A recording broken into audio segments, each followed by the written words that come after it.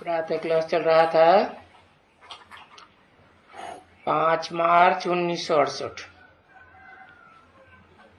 मंगलवार को। पहले पेज के मध्य में बात चल रही थी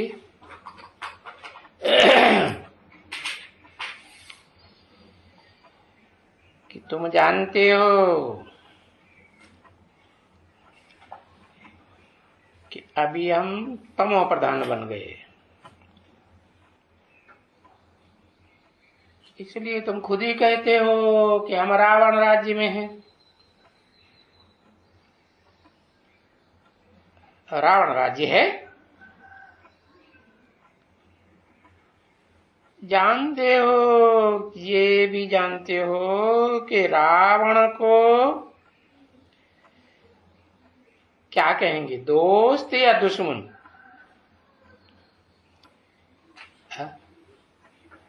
अरे वो हमारा दुश्मन है, एनिमी है।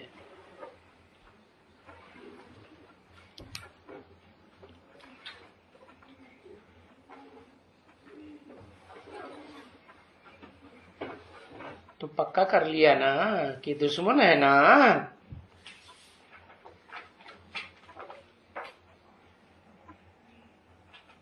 रावण राज्य ने क्या किया?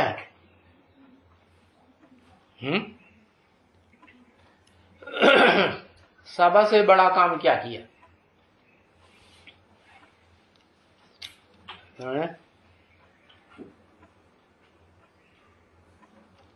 सीता को चुराया। कौन सी सीता को चुराया? अब सीता को चुराया ऐसा को तो पता चल गया कि सीता को चुराया, तो कौन सी सीता को चुराया?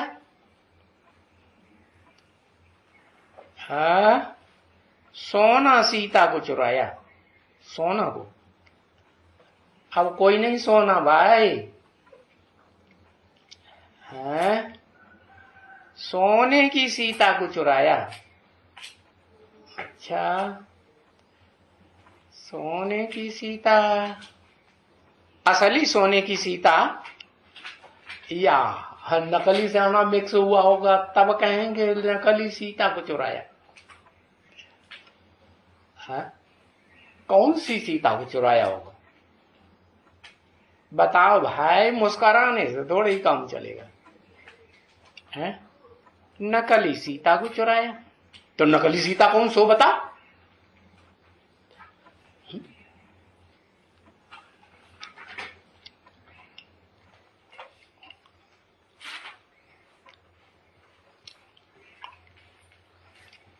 नकली सीता कौन? जगदम्बा।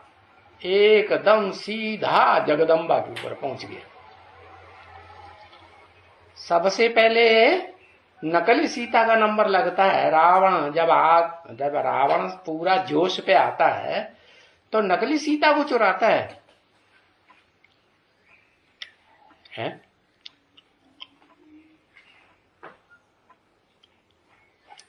असली सीता को नहीं चुराता है। अच्छा, असली सीता कौन? अरे योगिनी। योगिनी, असली सीता योगिनी में। तुमने लिखा असली सीता योगिनी में, असली योगिनी में। अच्छा, असली योगिनी जो है वो असली सीता है। योगिनी में सीता है।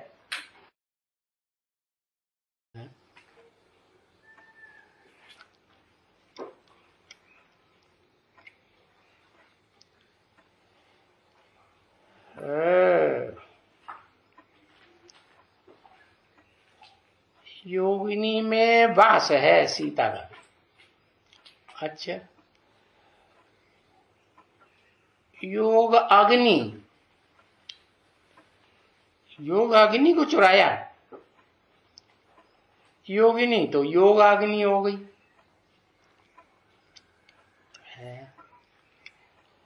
अरे अब नहीं बता पाओ ना, लिखा पट्टी करो, बहुत शास्त्र बनाई लिए क्या?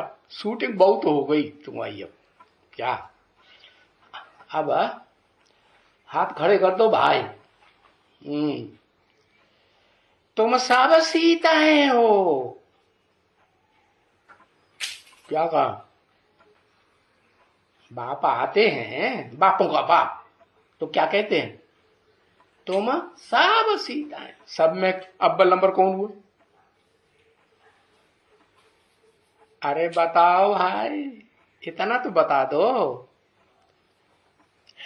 आदि लक्ष्मी अव्वल नंबर हुई। परम ब्रह्म, आत्मा का नाम बताओ। परम ब्रह्म कह तो दिया, परम ब्रह्म। तुम सब सीताएं हो। तो मुझे किससे कहा? प्रजापिता, वो सीता नहीं है? उसको काम क्रोध लोभ मोह अहंकार रूपी रावण ने चुराया नहीं है? चुराया कि नहीं? दबोच लिया कि नहीं? हाँ, उसने भी दबोच लिया। ओ, रावण कब दबोचता है? कुछ गलती की होगी ना। क्या गलती की? अरे कुछ गलती नहीं की इतनी देर। हाँ, जब बाप आते हैं बताते हैं तुम आत्मा हो, है? सबसे पहले किसको बताते हैं? प्रजापिता को ही बताते हैं। जो मनुष्य सृष्टि का बीज है, आदम, अर्जुन को ही बताते हैं। तो जब बताते हैं कि तुम आत्मा हो, देह नहीं हो, तो फिर देह की स्मृति में टिकना चाहिए, है? लेकिन टिकता है कि नहीं टिकता है? कब से? कब से टिकना शुरू करता है?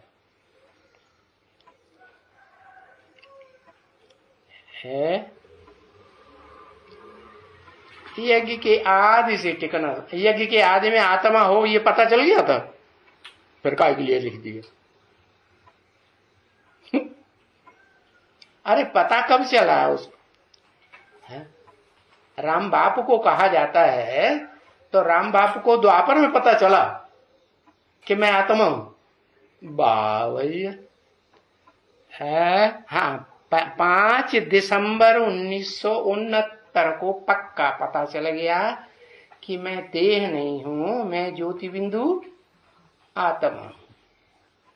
पक्का है? हाँ, तो ज्योति बिंदु आत्मा हूं, तो ये प्रैक्टिस पक्की हो जाती है पता चलने से।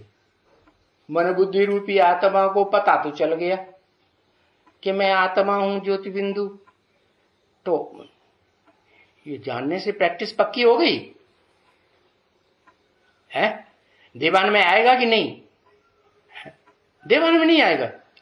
हाँ, देवान में तो आएगा। क्यों? क्योंकि राम वाली आत्मा जो मनुष्य सृष्टि का बाप बताई है, कौन है? राम बाप को कहा जाता है। तो कृष्ण बाप है कि राम बाप है? अरे कृष्ण के तो यादगार चित्र ही मंदिरों में बच्चे के रूप में दिखाए जाते हैं ना। तो और राम को तो बड़े रूप में दिखाया जाता है। रामकृष्ण की भारत में बहुत पूजा होती है ना, तो यही दो तो मुख्य देवता हुए नहीं? हाँ, तो जो मुख्य देवता है उनमें एक है बाप का पार्ट बजाने वाली, एक है अम्मा का पार्ट बजाने वाली। वो तो हाँ, ऐसे ही कह दो, मां का पार्ट बजाने वाली। तो राम वाली आत्मा को सीता कहेंगे। बताएं तुम सब सीताएं हो। अव्वल नंबर सीता कौन हुई? हाँ, राम वाली आत्मा अव्वल नंबर सीता हुई। अभी पक्का कर देना। क्या? राम वाली आत्मा क्या हुई? तुम सब सीताएं हो। ठंडी पड़ी। हाँ, तो ठंडी पड़ी हो तो ज्यादा ठंडी पड़ती है तो बर्फ हो जाती है, बुद्धि जाम हो जाती है कि बहने लगती है। जाम हो जाती है। तो तुम सर्व सीताएं हो, बुद्धि जाम हुई पड़ी है, तो तुमको तो याद ही नहीं रहता क्या? बाबा 20 बार समझाते रहते हैं। 5 दिसंबर के बाद राम वाली आत्मा को भी समझाया होगा कि नहीं? क्या है? क्या समझाया होगा?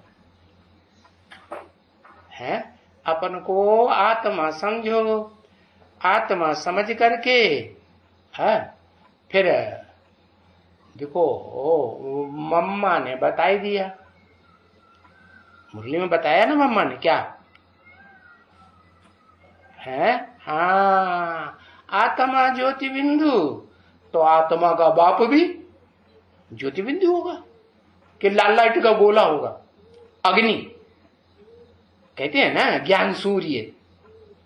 तो दुनिया तो समझती है सूर्य को लोटा भर के जल चढ़ा देते हैं सवेरे ही सवेरे। वो जड़ सूर्य की बात है, वो तो बात नहीं है। ये तो ज्ञान सूर्य की बात है। लेकिन वो जड़ सूर्य भी आग का गोला है कि नहीं? हाँ, तो देखो जड़ सूर्य को, आग के गोले को भगवान समझ लिया इतना बड़ा। सवेरे सवेरे जब सूर्य उदय होता है तो बड़ा होता है छोटा होता है? बड़ा होता है। फिर जैसे जैसे उसमें ज्ञान की रोशनी बढ़ती जाती है, रोशनी बढ़ती है कि नहीं, स्थूल रोशनी समझ लो, तो छोटा होता जाता है कि बड़ा होता जाता है? छोटा होता जाता, बड़ा होता जाता है। अरे ऐसे ऐसे करता है। सूरज छोटा हो जाता है कि सवेरे को जैसे निकलता है बड़ा सोने का थाल, बड़ा दिखाई पड़ता है? छोटा छोटा होता जाता है। तो ऐसे ही बताया कि ये राम वाली आत्मा में जब याद करते करते करते करते, बार बार प्रैक्टिस करते करते सूक्ष्म आत्मा बनेगी, बनेगी कि नहीं? तो फिर बुद्धि भी तीखी नहीं बनेगी? बुद्धि तीखी बनेगी। तो सीता वाली आत्मा जो अव्वल नंबर सीता राम बाप को कहा, वो आत्मा ज्ञान रतनों से, जो बाप ने आकर के ज्ञान रतन दिए, ज्ञान की रोशनी दी, ज्ञान जल का ही बरसात कराई भी नहीं, तो उसमें कंगाल बन गया कि नहीं बन गया? है कंगाल माने जानते हो? अरे फिर बताओ ना, कंगाल माने गरीब। गरीब के पास तो फिर कुछ भी न हो। क्या कुछ भी न हो माना? कपड़ा भी न हो। इसलिए बाबा कहते हैं 8 चिकित्ती का कपड़ा लगा के पहनो, कम से कम लंगोटी तो बन जाएगी नहीं? हाँ, अरे पुरुष तन है राम वाली आत्मा का कि नहीं? स्त्री चोला पुरुष तन है तो कम से कम लंगोटी तो पहन लेगा। हाँ, इतनी तो सभ्यता रहे ना, थोड़ी में थोड़ी। हाँ, तो बताया कंगाल बनाई दिया। देखो त्रिमूर्ति के चित्र में बाबा ने सही चित्र दिखाया है, साक्षात्कार से कि नंगा बना के रख दिया। तो भक्ति मार्ग में भी जो चित्र दिखाते हैं कि नहीं भगवान का, क्या चित्र दिखाते हैं? वामदेव का चित्र दिखाते हैं, महादेव का चित्र दिखाते हैं, तो लंगोटी पहने हुए हैं कि नहीं? हाँ, कुछ भी नहीं है उसके पास, कंगाल बनाई दिया। यही तो बाबा ने बोला, बैगर के पास तो फिर कुछ भी न हो। मन वो राम वाली आत्मा कहां से शुरुआत करती है? शिव बाप जब राम वाली आत्मा में प्रवेश करते हैं तो उससे कहां से शुरुआत कराते हैं? आरंभ कहां से कराते हैं राजधानी को जीतने के लिए?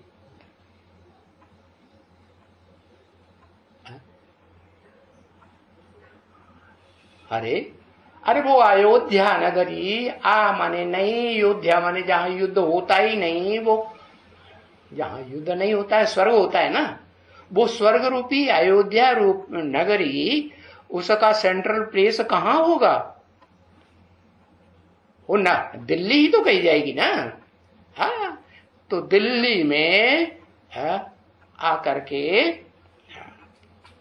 जब आता है तो कंगाल होता है या दुनिया का बड़ा तो बड़ा साहूकार होता है?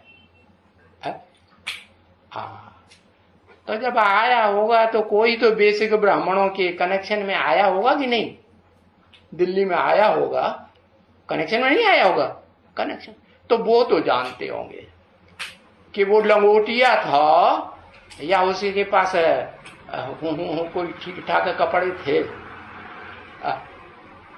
फटे पुराने थे, जिनसे लंगोटी तो बढ़िया बनाई जा सकती है कि बढ़िया लकलका कुर्ता जैसा ब्रह्मा बाबा पहनते, लकलकी धोती था।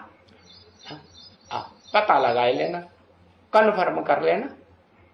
अरे वैज्ञानिक जो होते हैं, जिनकी बुद्धि तीखी होती है, वो तो बिना प्रूफ प्रमाण के कोई बात मानते हैं? तो वो तो सर्च करेंगे। क्या सर्च करेंगे? तो पता लगेगा कि नहीं कि वो लंगोटिया था, कुछ उसके पास था कपड़ा लत्ता, कि कुछ भी कपड़े लत्ते भी नहीं थे। अरे बताओ, हाँ वो भी नहीं हो।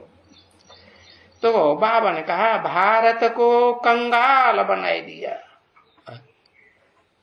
भारत माता को कंगाल बनाई दिया या भारत पुरुष था कोई, उसको कंगाल बनाई दिया? हाँ, पुरुष को कंगाल बनाई दिया।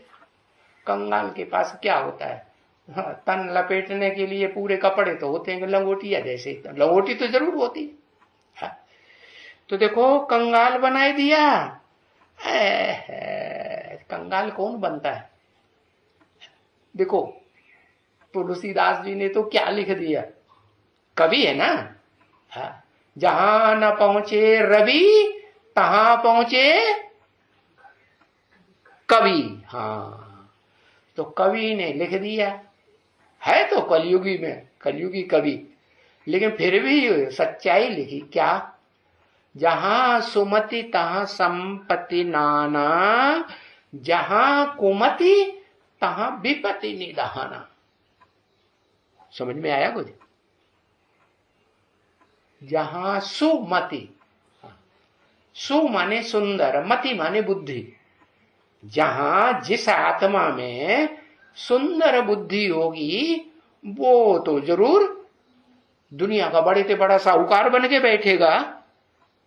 चलो बेहद के ज्ञान रत्नों का ही सही, या गरीब बन के बैठेगा, साहूकार बन के बैठेगा। और जहां कुमति, कु माने खराब, कु माने गंदी। संस्कृत में भाषा में कु पृथ्वी को कहा जाता है। किसको? कोई इसकी यादगार आत्मा है? ये तो प्रतीक आत्मा के चित्र दिखाए हैं, पृथ्वी जलवायु अग्नि आकाश। अरे भाई, पृथ्वी जलवायु अग्नि आकाश जड़ ही हैं या चैतन्य भी हैं? किसके आधार पर दुनिया चलती है? चैतन्य के आधार पर चलती है कि जड़ के आधार पर चलती है? चैतन्य के आधार पर चलती है। तो जो चैतन्य पृथ्वी का जो प्रतीक स्थूल पृथ्वी दिखाई गई है, वो चैतन्य पृथ्वी को संस्कृत में क्या कहते हैं? कु। कु माने पृथ्वी। हाँ, और उसकी अंति करने वाली कोई होती है कि नहीं? जो कु गंदी है, खराब है, कु माने खराब, उसको अच्छा बनाने वाली कोई होती है कि नहीं प्रैक्टिकल में? कौन है?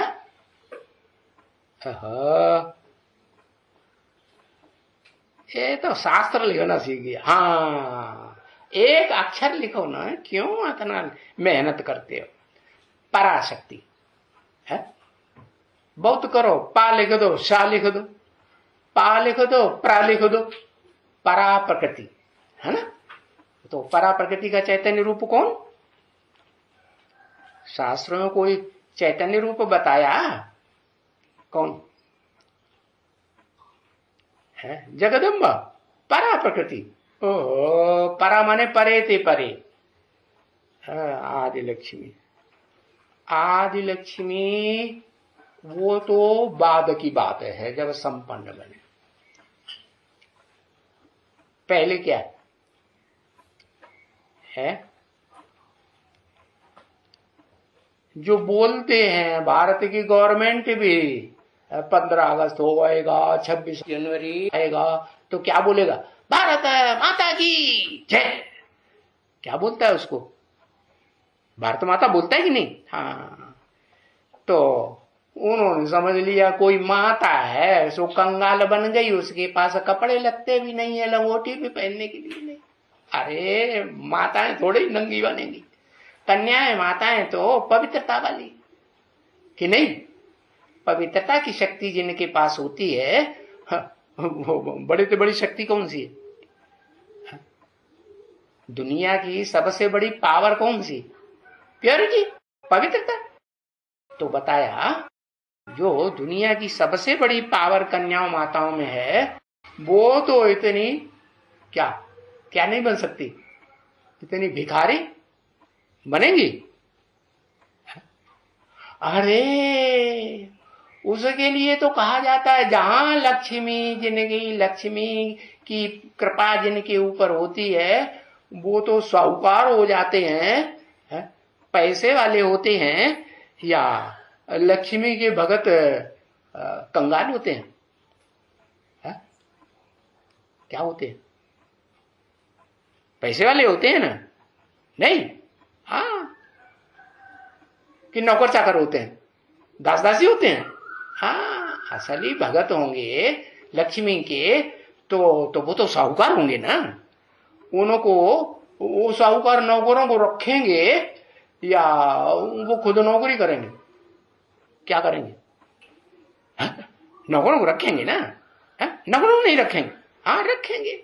तो बताया कि लक्ष्मी तो साहूकार बनाने वाली है। क्या?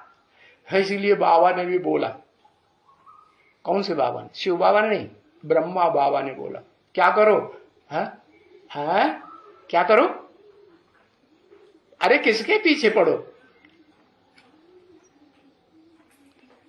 हाँ, विजय माला का आह्वान। अब आए ध्यान पे, तुम शास्त्र लिखना शुरू कर देते। भी लिखो, समझ में आ गया कि हाँ विजय माला का आह्वान करो, विजय माला के पीछे पड़ो, है ना? ये बोला। हाँ, तो लक्ष्मी को बताया। और लक्ष्मी का भारत महाभारत में कोई नाम दिया कि नहीं? देखो इतना बड़ा ग्रंथ लिख दिया, दुनिया का सबसे बड़ा ग्रंथ, सबसे बड़ी पुस्तक महाभारत लिख मारी। और महाभारत में तो लिखा है कि पहले तो 404 लाख श्लोक थे उसमें, लेकिन उसमें ये भी लिखा हुआ है वास्तव में जो बड़े से बड़ा महाभारत था वो 15 लाख का था।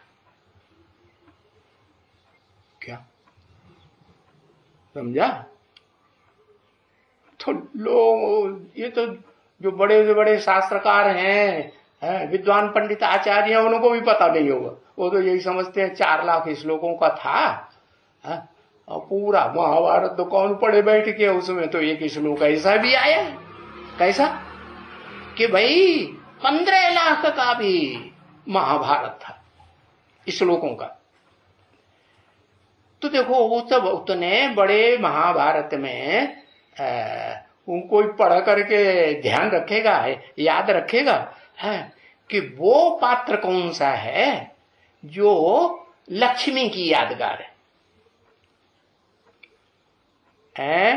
कुंती। हाँ, कुं माने पृथ्वी, अंती माने पृथ्वी की गंदगी की अंती कर दे। क्या कहा है? पृथ्वी रूपी जो गंदगी है, जगदम्बा रूपी जो गंदगी है? कुंती माने पृथ्वी ना, वो बहुत लंबी चौड़ी 7 महाद्वीपों वाली बन जाती है। तो 7 महाद्वीपों में छोटा रूप है या बड़ा रूप है? चौड़ी लंबी चौड़ी माता हो गई चकराए के, या कन्या है छोटी सी? पवित्रता किस समय होती है? छोटी सी कन्या में पवित्रता होती है।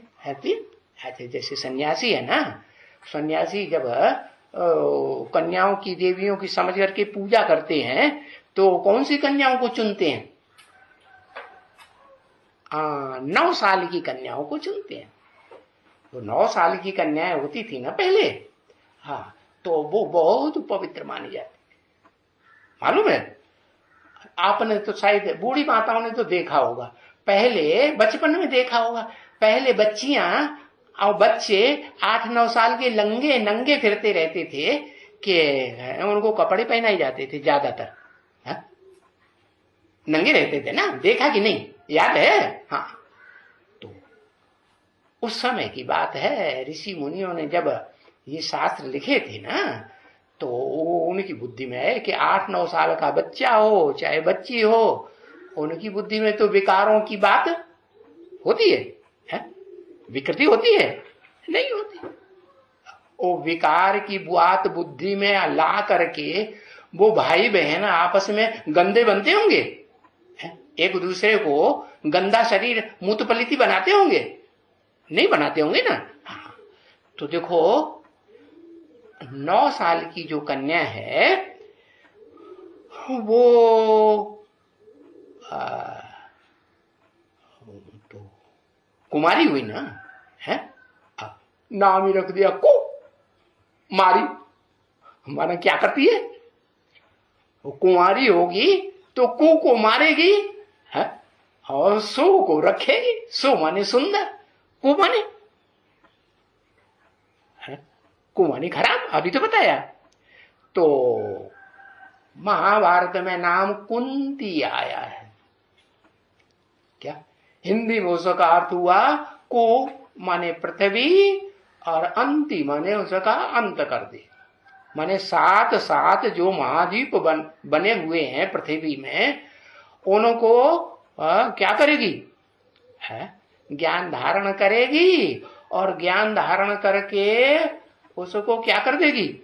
है 7 महाद्वीपों को खेल खलास कर देगी, माने ज्ञान की इतनी बहुतायत कर देगी कि जो ज्ञान सागर है ना, हाँ, जिसे कि कोई बात नहीं सुनता था।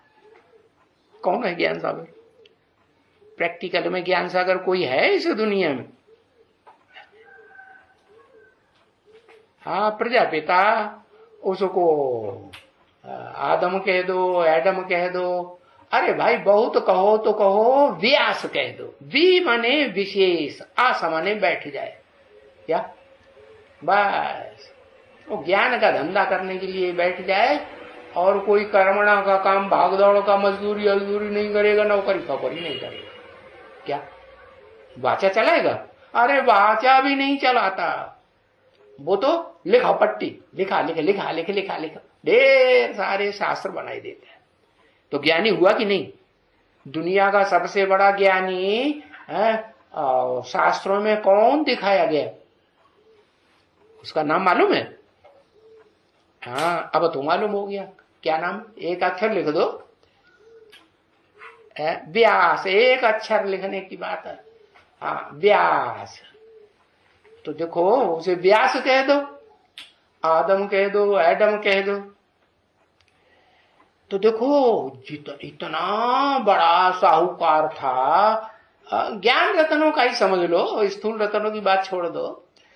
इतना बड़ा साहूकार था द्वापर के आदि में भी, जब द्वैतवादी दुनिया शुरू हुई ना, तो भी इतना बड़ा, क्या इतना बड़ा ज्ञान का भंडारी था। फिर क्या हुआ? कलयुग के अंत में आते आते क्या बन जाता है? कलयुग के अंत में आते आते ज्ञान सब खलास हो जाता है। ज्ञान का साहूकार रहता या कंगाल हो जाता है। हाँ, अंतिम जन्म की बात है। तुलसीदास की बात नहीं है। तुलसीदास तो मध्य कलयुग में हुआ, कि कलयुग के अंतिम जन्म में हुआ, जब एटम बम बन जाते हैं दुनिया को खलास करने के लिए, तब की बात है। हाँ, मध्य कलयुग पूरा हुआ और तुलसीदास और रैदास और ये बड़े बड़े भगत जो कहे माने जाते हैं शास्त्रों में, मीरा, सूरदास, ये बड़े बड़े जो विद्वान पंडित कवि माने जाते हैं, वो कलयुग में प्रत्यक्ष हुए थे। लेकिन कलयुग के अंत में तो वो भी क्या बन जाते हैं, वो बड़े बड़े कवि विद्वान पंडित आचार्य जो कहे गए थे, क्या बन जाते, कंगाल बनते हैं कि नहीं, ज्ञान के कंगाल। तो उन्होंने भी, तुलसीदास ने भी लिख दिया था, जहां सुमति तहां संपत्ति नाना, और जहां कुमति तहां विपत्ति निधाना। निधान माने खान, विपत्तियों की खान आती रहती है जहां कुमति होती है, माने जहां गंदी मति, अरे जहां गंदी मति होती है तो जो विपत्ति जानते हो, विपत्ति माने दुख, बहुत बड़ी समस्याएं आती हैं, बहुत विपत्तियां आती हैं, बड़ी बड़ी समस्याएं आती हैं, तो दुख होता है कि नहीं, तो बहुत दुख पड़ते हैं। तो बताओ इस दुनिया में वो धर्म पिता कौन जिसको बहुत धर्म के धक्के झेलने पड़ते हैं, बहुत विपत्तियां उठानी पड़ती हैं। और धर्म पिताएं भी हैं नंबरवार इस सृष्टि पर आने वाले, लेकिन वो तो बहुत समस्याओं का जीवन में सामना उसे करना ही पड़ता है। क्यों क्यों? अव्वल नंबर सीता है कि नहीं है, रावण के पंजे में है कि नहीं है, कब तक रावण के पंजे में रहेगी?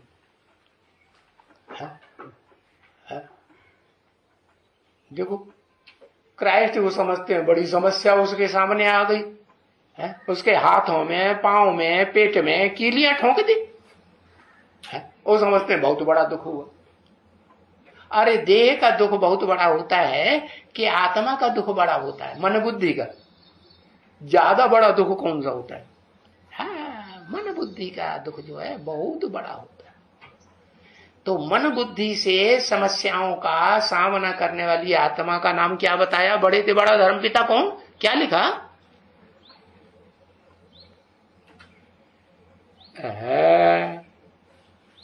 प्रजापिता। प्रजापिता तो तमो प्रधान को कहा जाता है। बड़े से बड़ा धर्म पिता कहां से बन जाएगा? अव्वल नंबर का सनातन धर्म का स्थापन करने वाला।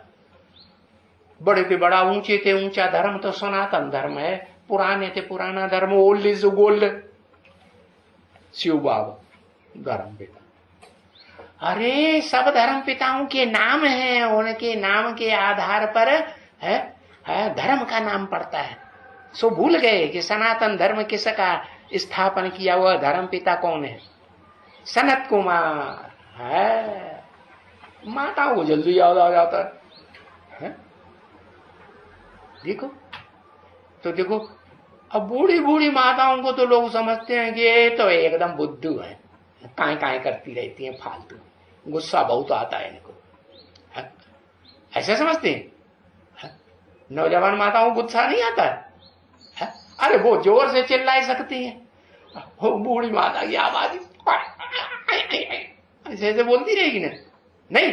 हाँ, तो देखो बताया कि महाभारत में वो वयोवृद्ध माता है ना, ठीक ही नहीं? हाँ, वयोवृद्ध माता जो थी वो कौन थी? पांडवों की भी अम्मा, हाँ, कुंती। तो कुंती जो है, हाँ, वही आत्मा पराशक्ति है, परा प्रकृति, समझा?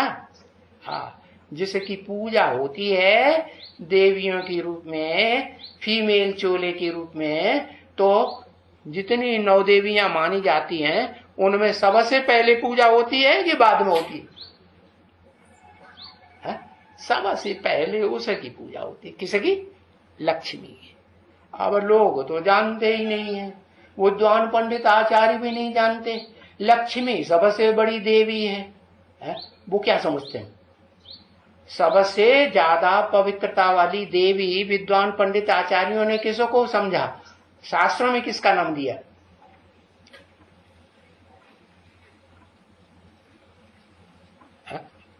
किसी का नाम दिया? सा, ला, लक्ष्मी का, सरस्वती का। उन्होंने नाम दिया कृष्ण की पत्नी है? कृष्ण जिसे आपने महारानी बनाया, रानी बनाया कि महारानी बनाया? हा? रानी पटरानी तो 8 108 भी बनाई दी, लेकिन महारानी किसी को नहीं बनाया। महारानी कौन? राधा। तो शास्त्रकारों ने समझा कि राधा ही दुनिया की सबसे बड़ी फीमेल देवी है? समझते हैं कि नहीं? तो मंदिरों में उन्होंने कृष्ण बच्चा जो समझदार बेसमझ होता है ना, और उसके साथ किसको दिखाया? राधा को दिखाई दिया। तो देखो विद्वान पंडित आचार्य राधा, अब राधा को फिर महाभारत में सबसे ऊंचा दिखाया क्या? बड़ी क्या नाम धारणा वाली। कैसी धारणा वाली? जो अपने ससुर कुल की भी लाज रखे और अपने ससुर कुल की भी लाज रखे और हाँ जो ये क्या नाम बाप का कुल है, पियर कुल, उसकी भी लाज रखे। तो धृतराष्ट्र ने लाज रखी या कुंती ने लाज रखी? देखो कुरु संप्रदाय के अंदर रही कि नहीं? कुरु संप्रदाय में शादी हुई पांडु के साथ, तो निभाया कि नहीं? कुरु परिवार की लाज रखी या नहीं रखी? मृत्यु पर्यंत किस परिवार में रही?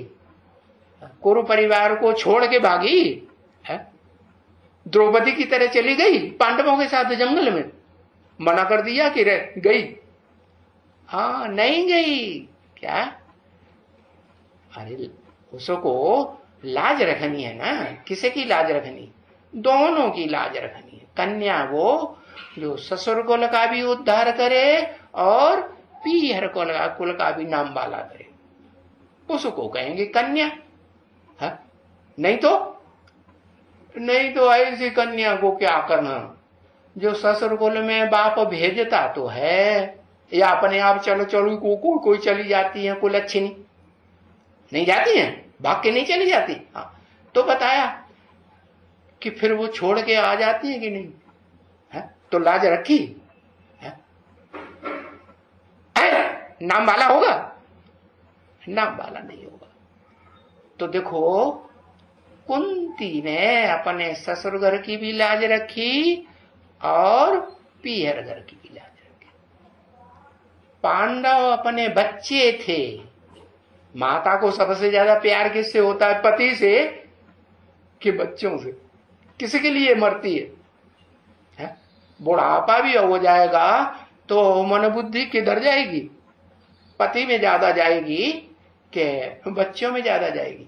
है? बच्चों में जाती है ना। तो माता के लिए कहा जाता है माता कुमाता न भवति। क्या? माता कभी बच्चों के लिए कुमाता नहीं होती। और पिता तो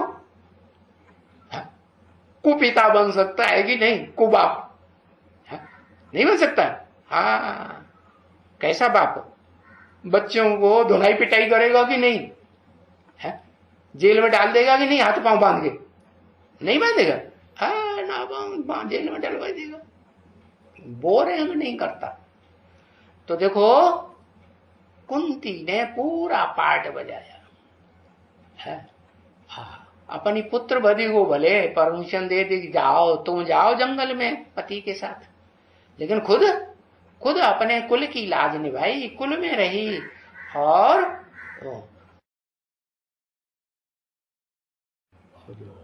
गांधारी थी, उसका भी रिगार्ड किया कि नहीं किया? उसका भी रिगार्ड किया। धृतराष्ट्र, उनका भी रिगार्ड, जो अपने जानती थी कि इन्होंने हमारे बच्चों का राज्य हड़प लिया। क्यों? पहले तो पांडु राज्य थे, राजा थे ना। पांडु थोड़े समय के लिए तपस्या करने के लिए जंगल में गए, है ना, कि भाई शुद्ध वातावरण में रहेंगे तो तपस्या अच्छी होगी। तो वो अपने धृतराष्ट्र को राज्य दे गए। थोड़े समय के लिए दे गए कि हमेशा के लिए, कि भाई वापस आएंगे तो हम अपना राज्य ले लेंगे। तो धृतराष्ट्र ने क्या किया फिर? हाउ अप करके बैठ गया कि वापस दिया। बच्चों को देना चाहिए ना, पांडु के बच्चों को दिया? नहीं दिया। क्या आ गया? मोह सकल अर्व्याधि न कर मूला, मोह आ गया धृतराष्ट्र को भी, गांधारी को भी, और किसको? धृतराष्ट्र को भी मोह आ गया। मोह में आकर के, बच्चों के मोह में आकर के दुर्योधन दुशासन की तरफदारी ली, उनको हाँ कह दिया, हाँ भाई तुम युवराज बन जाओ। के युधिष्ठिर को बनाया? नहीं बनाया। तो देखो, गांधारी ने भी लाज नहीं रखी, लाज रखी कुंती ने। तो ये जो कुंती है वही लक्ष्मी का पार्ट है, समझा? वही राधा का पार्ट है। कौन सी राधा? वो राधा नहीं जो 16 कला संपूर्ण कलाबद्ध कृष्ण के साथ दिखाई जाती है शास्त्रों में। और शास्त्रकार तो यही समझते हैं कृष्ण 16 कला संपूर्ण, कि कहीं ऐसा लिखा है कि कृष्ण जो है कलातीत होता है, ऐसी लिखा? कहीं नहीं। तो देखो, जो कलातीत कृष्ण का पार्ट बजाने वाली आत्मा थी, उसका सहयोग देने वाली तो राधा भी तो कलातीत बनी होगी ना, संगी साथ से। जिसका साथ करेगी जीवन में, पति बनाएगी कृष्ण को, तो साथ देगी तो संग का रंग लगेगा कि नहीं? तो क्या बन जाती है? कलातीत बनती है, कलातीत सुख भोगती है कि कलाबद्ध सुख भोगेगी, अतीन्द्रिय सुख भोगेगी ना। हाँ, तो शास्त्रकारों को तो पता ही नहीं है क्या कि भाई इस सृष्टि का जब विनाश होता है, टोटल जलमयी हो जाती है, अंधकार ही अंधकार इस सृष्टि पर फैल जाता है, तो बड़ा भारी विनाश हो जाता है ना। ऐसा बड़े तो बड़ा एक्सीडेंट होता है, दुनिया का इतना बड़ा एक्सीडेंट होता है कि उस एक्सीडेंट में किसी को कुछ भी याद ही नहीं रहता। देखो, दुनिया में छोटे मोटे एक्सीडेंट तो होते ही रहे, सर फट जाता है, तो डॉक्टर लोग उसकी याददाश्त को वापस ला पाते हैं? नहीं ला पाते। तो ऐसे ही है ये जो महाभारत युद्ध, और उसके बाद तुरंत यादवों के बुद्ध रूपी पेट में से निकले हुए जो मिसाइल्स थे, उन मिसाइल से सारी दुनिया भस्म हो गई थी। तो बड़े से बड़ा बार वो सारी दुनिया जब नष्ट हो गई तो किसी को कुछ याद रहा होगा आत्मा को? किसी को याद नहीं। वो अव्वल नंबर जो धर्म पिता बनता है, सनातन धर्म का स्थापन करने वाला, सारी सृष्टि का बाप होता है ना। प्रैक्टिकल में होता है, शरीर से होता है कि शरीर भी खत्म हो जाता है? शरीर से होता है। तो वो भी अतीन्द्रिय सुख भोगने वाला है। हाँ, उसको कहते हैं आदि नारायण, और उसके साथ आदि लक्ष्मी है। लक्ष्मी या राधा कह दो। कौन सी राधा? संगम युगी राधा, माने विनाश से पहले का युग या विनाश होने के बाद का सतयुग? नहीं, विनाश महाविनाश होने से पहले का युग कलयुग का अंत और सतयुग की आदि। उसकी यादगार अपने भारत में मनाते हैं पुरुषोत्तम मास। कितने वर्षों के बाद? चौथा वर्ष आता है ना, तो पुरुषोत्तम मास मनाते हैं। क्रिश्चियंस में कितने वर्षों के बाद लीप ईयर मनाते हैं, मनाते हैं ना। हाँ, तो ऐसे ही ये यादगार कहां की मनाते हैं? 4 युग जब खत्म हो जाते हैं तो 4 युग रूपी जो 4 वर्ष समझ लो, 4 बार ब्रह्मा ने सृष्टि रची, तो वो ऐसे समझ लो, उन्होंने समझ लिया ब्रह्मा की लंबी आयु होती है, तो उन्होंने वर्षों का गुणा कर दिया, कहीं दिनों का गुणा कर दिया, जो सृष्टि की आयु बहुत लंबी चौड़ी बनाई। ये सब करने की दरकार नहीं थी। वास्तव में भगवान ने जो सृष्टि रची वो महाविनाश से पहले रची थी, कल्प पूर्व में। ये भी लफड़ा विद्वान पंडिताचार्यों को पता ही नहीं है कल्प किसों को कहा जाता है। कल्प की जो परिभाषा दी ना, तो किसी ने कुछ परिभाषा, किसी ने कुछ परिभाषा, कल्प का किसी को पता ही नहीं है। अरे कल्प है क्या? काया कल्प। इस सृष्टि का काया कल्प हो जाता है, नई सृष्टि बन जाती है। कैसी नई सृष्टि? जहां विष्णुलोक का माहौल बनता है, विष्णु का राज्य चलता है। वो समझते हैं कि कृष्ण ही राधा कृष्ण, वो ही 16 कला संपूर्ण कलाबद्ध राधा कृष्ण, वो ही होते हैं विष्णु। अरे वो विष्णु नहीं होते हैं, उसे वैकुंठ नहीं कहा जाता है।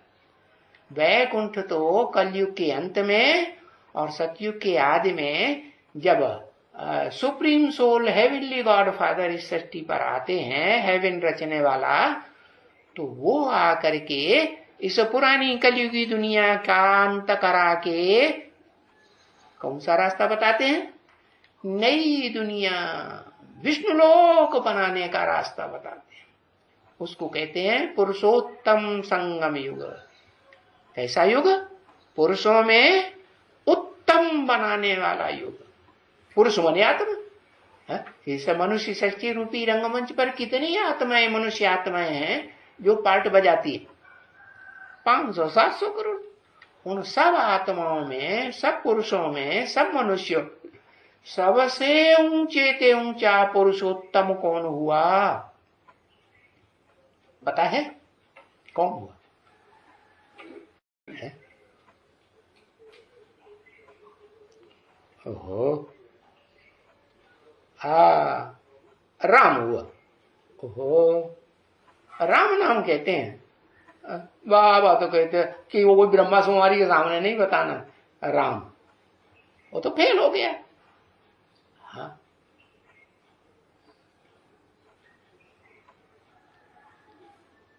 आदि नारायण बाबा ने नाम दिया।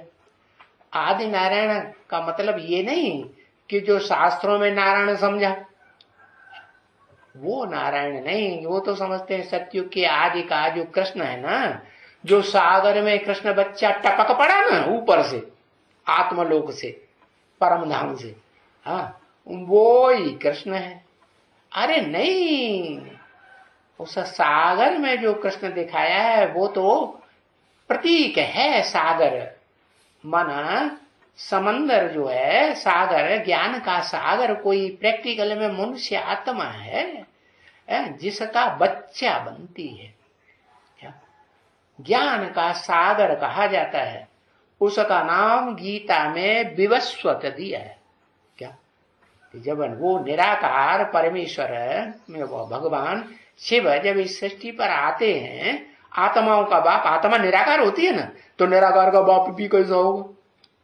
निराकार ज्योति होगा ना, ज्योति बिंदु समझ लो, स्टार मिसल कह दो है तो अच्छा, सूर्य की किरण कह दो, नहीं पकड़ में आएगी? पकड़ में थोड़ी आती है। तो बहुत सूक्ष्म है ना।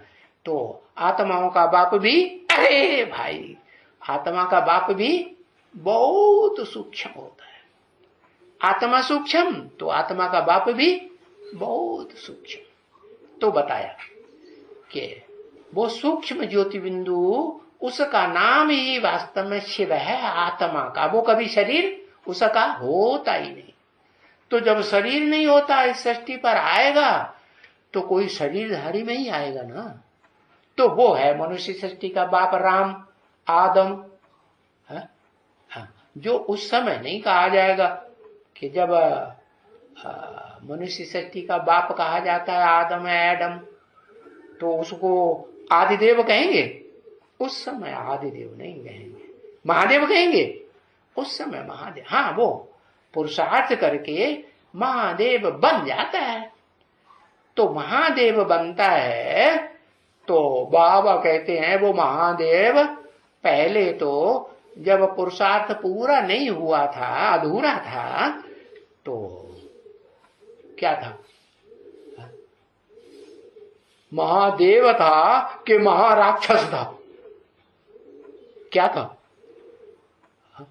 बड़े से बड़ा राक्षस बन गया ना। क्यों? क्योंकि बता दिया इस षष्ठी रूपी रंगमंच पर ये जो दुनिया है, चाहे स्वर्ग की दुनिया चाहे नरक की दुनिया, इसी दुनिया में, इसी भारत में स्वर्ग होता है, इसी भारत में सबसे बड़ा नरक भी होता है, दुख। तो देखो ये दुनिया जो है 3 गुणों वाली है। क्या? सत, रज, तम। वो तीनों गुण जो हैं वो आदम में समाये हुए होंगे या कोई और मनुष्य में समाये हुए होंगे, बीज रूप में। चार्ट सूक्ष्म बीज होता है ना। हाँ, तो उस आदम में, एडम में ये तीनों गुण समाये हुए रहते हैं। कभी कोई गुण की प्रधानता तो उसे कहते हैं स्वर्ग, सतयुग कह दो, सत्य का युग। फिर सत्व सामान्य, किशोरावस्था आ गई षष्ठी की, फिर उसे नौजवानी कह दो, विकार आएगी नहीं। हाँ, द्वैतवादी युग आ गया, विकार आ गया मन बुद्धि में। फिर उसके बाद बुढ़ापा आ जाता है। बुढ़ापे में क्या होता है? दुख ज्यादा बढ़ता है बुढ़ापे में। तन का सुख होता है कि दुख होता है? आधीन हो जाता ही नहीं? आधीन हो जाता भाई। बच्चा होता है या बच्चा है तो हम ही परवरिश करें। बच्ची है, चलो बच्चा नहीं है तो बच्ची हमारी जिंदगी संभालेगी। बूढ़ा आदमी बेड पे धराशायी हो जाएगा, कुछ कर तो कोई तो आखिर रोटी दाल देगा कि नहीं? तो बताया। अच्छा, कोई नहीं होगा तो क्या? अरे घर तो बना के रख गया होगा कि नहीं? हाँ, तो घर में किसी को रख देगा कि नहीं? हाँ, घर में भाई तो मुफ्त में रहो, हमारी सेवा करते रहो, करेगा कि नहीं? है? पता चला? पता तो चल गया आपको। तो देखो जो किराएदार होंगे उनको तो पता चल जाएगा, जो बूढ़ी बूढ़ी माताएं होंगी पता चलेगा ना। हाँ हाँ, तो देखो बुढ़ापे में क्या जरूरत पड़ती है कि भाई कोई हमारे तन की परवरिश करे। तो दुनिया का सबसे बड़े से बड़ा बूढ़ी आत्मा कौन बनती है? 3 गुणों से पसार होती हुई, क्योंकि सृष्टि की आदि में सत्व गुण और अंत में तमो गुण बढ़ता है, बीच में रजोगुण। द्वापर युग में रजोगुण होता है ना। तो जब से रजोगुण होता है तब से दुनिया में द्वैतवाद चलता है। क्या? जो इस सृष्टि का पार्ट बजाने वाला ऑलराउंड परम पुरुष है आदम, उसमें विकार प्रवेश करते हैं कि नहीं? कि निर्विकारी देवता रहता है?